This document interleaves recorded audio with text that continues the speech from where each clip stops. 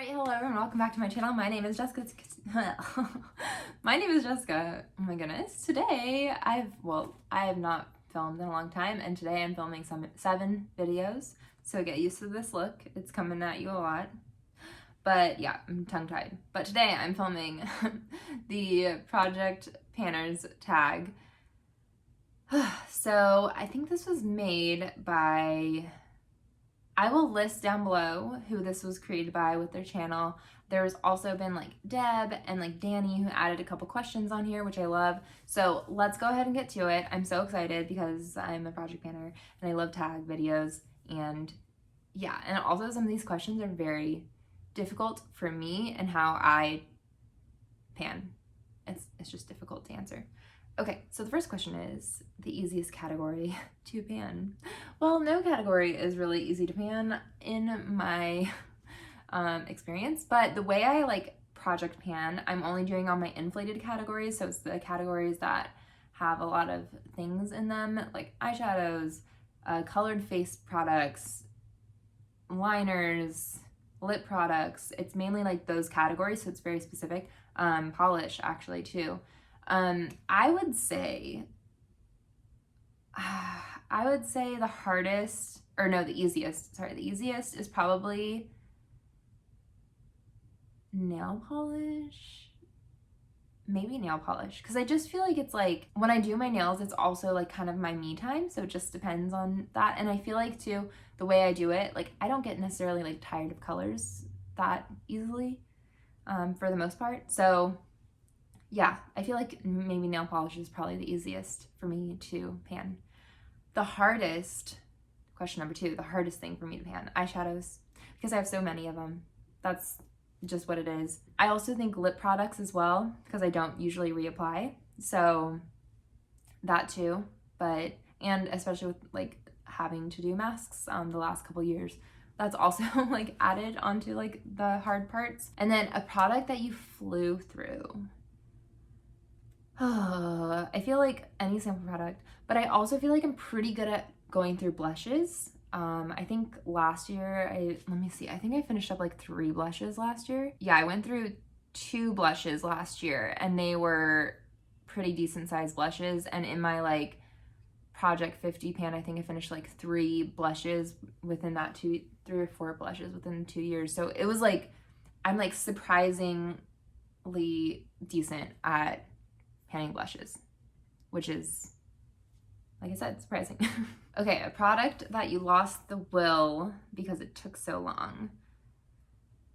That doesn't happen to me per se. I mean, I've definitely tossed out a black eyeshadow because I just don't necessarily like using them that much, and I have so many dark brown / black eyeshadows that I was just not gonna finish a quad that had a black eyeshadow. Like I wasn't gonna keep it around just for that. So I suppose that, but mainly it was just because it's not necessarily my preference. I do now, if I were to like buy an eyeshadow palette or a quad or whatever, I would look at it and be like, does it have a black in it? If so, that would like degrade the value for me because I don't need any more of those. So yeah, I guess maybe that, maybe, but I typically or if it like goes bad mid panning, but that's obvious as well. I think that like for me, the way I pan, it's so like I'm about finishing until the end. So that's kind of like my goal. Unless it's like to begin with, you know, just hitting pan or like just a time period that I'm gonna be using it. A product that you wouldn't let beat you, which is pretty much every product. I probably would say like, honestly, the project that I'm doing now, my MAC quad, like it's taken way too long for me to finish this dang quad, which already had decent progress on it. But you know, with the pandemic and like sometimes I'm using less makeup, or with the pandemic mainly, was using less makeup, and it's only like 4 shadows, and it's taken so long. It's taken like maybe 2 years, maybe 3 years, and I'm still not done with it. I still have like 2 shadows left. So yeah, I guess maybe that one, but also like my Modern Renaissance palette, that took a long time. That took 2 years of pan that palette. but you know, there's also 14 shadows, so I feel like that one was kind of like, I don't know, it was a full palette and took 2 years. I'm like, fine. But like this quad it's pretty insane. But I will finish it. Okay, so the easiest formula to pan mattes versus shimmers. Okay, I will say Modern Renaissance was super, super easy. Both the matte and the shimmer. I think the shimmer was even easier for Modern Renaissance than the matte. I'll say that for me, like the Modern Renaissance shimmer was definitely the easiest to pan. Yeah, it was just so easy to get through. I will say this Real Her I Feel Beautiful palette, the mattes on it, super easy to pan. Very, very, very powdery, and the pigmentation is very light as well. So you can use a lot of it and it be so powdery and like be fine. Whereas like the Modern Renaissance, because the pigments of the shadow were so rich, you really didn't need a lot. So like even though there's like a ton of kick up that would happen whenever you put your brush into it, you would have to top off excess, and like you would need like to tap in once and then like be good on your eyeshadow. But this one, like I can tap in a couple times and like continue, like need to really build it up, and it's like super powdery. So probably the Real Her I Feel Beautiful palette. The hardest shadow formula, matte and shimmer. I feel like, and this might be weird, but well, one, I think MAC eyeshadows are extremely difficult because obviously my MAC quad, and that I've only panned other than before. Yeah, that I've only panned shimmers because that's all that's in my quad. So they're clearly like sticking around for a very, very long time.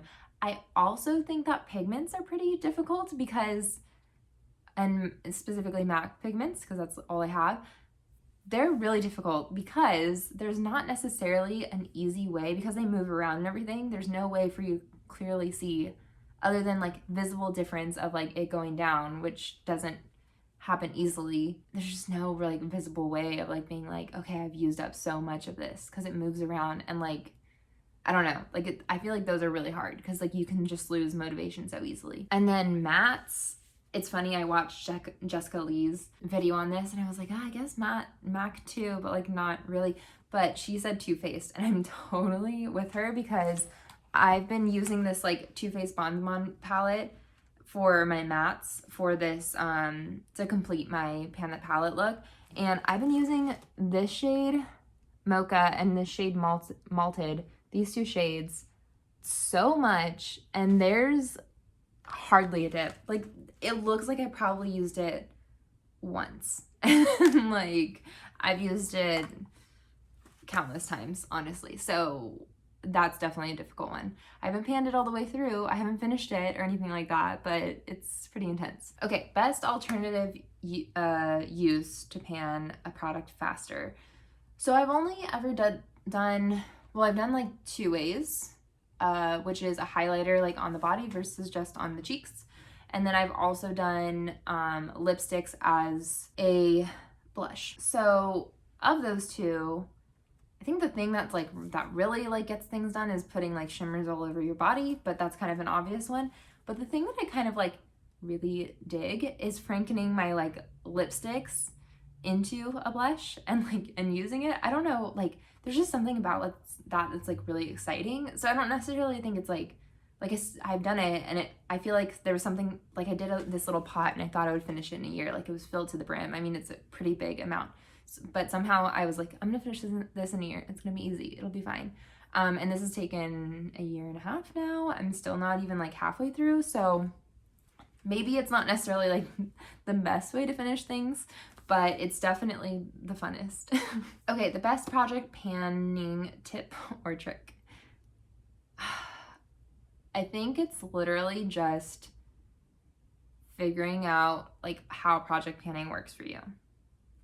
And I think doing that, trying different things in different ways, I guess. So like, I definitely would be like, try finishing something first. Like, try that portion out first. If you're like, I'm so bored with this and this is like killing me and I don't want to be doing this anymore, then try maybe just hitting pan in something, or then from there try like a usage thing or whatever. But I would almost like try to go head first with it. I mean, I feel like that's what I did, so maybe that's why. And so now I feel like I'm like in that mode, and it's just so easy. That part is like easy for me. Like that's where I get satisfaction, is like properly finishing things. But I've also never necessarily been the type of person that really needs to, well, I guess this is kind of like going into the next question of what project panning has taught you.